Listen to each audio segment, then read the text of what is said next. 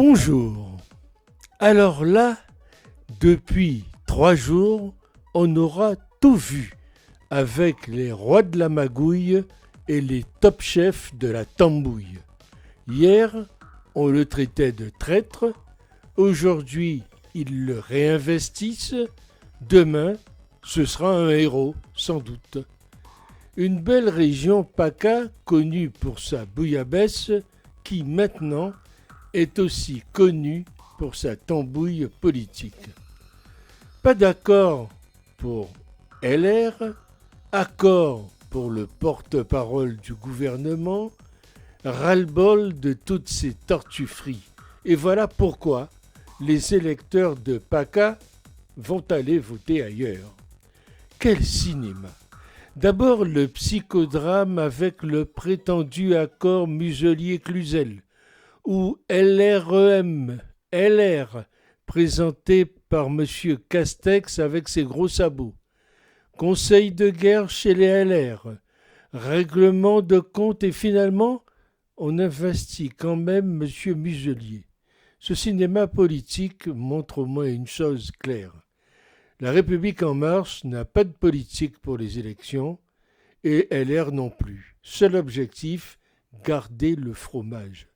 C'est donc bien un nouveau pacte prétendument républicain, LREM, LR, ce qui donne au Rassemblement national, pardonnez-moi, l'honneur d'être le seul parti d'opposition réel, la gauche, l'extrême gauche et les Verts ne représentant pas une opposition forte non plus.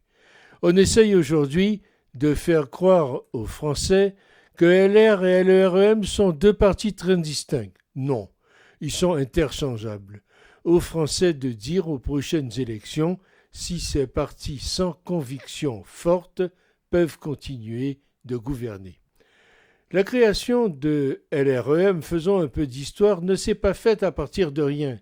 C'est un agglomérat d'ex venu du Parti socialiste, tel un inéralable ministre de l'Intérieur que fut Castaner, ou venu de LR, tel un si grand Premier ministre que fut Philippe, sans oublier Bayrou & Co., dont les députés européens durent rembourser l'argent européen.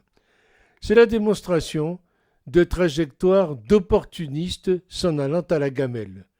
En PACA, M. Muselier a co-géré la mairie avec Jean-Claude Gaudin.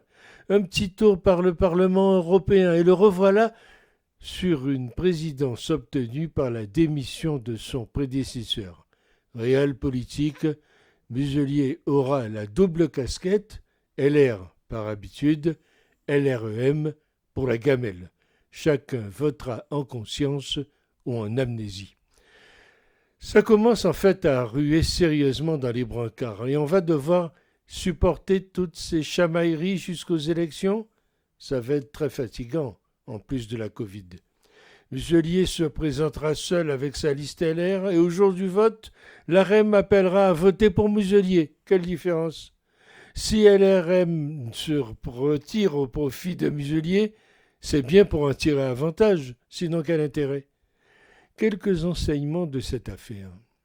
LREM n'a aucune consistance et se consacre à des jeux tactiques de sous-préfecture.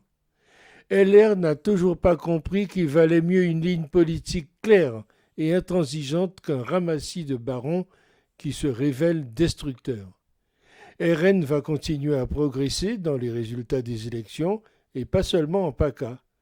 Et en observant les honteuses manœuvres de ces politiques, on en vient naturellement à se dire que finalement, la prostitution est bien plus noble que la politique. La série s'appelait hier La Combine et elle s'appelle aujourd'hui Le Radeau. On est menuisier.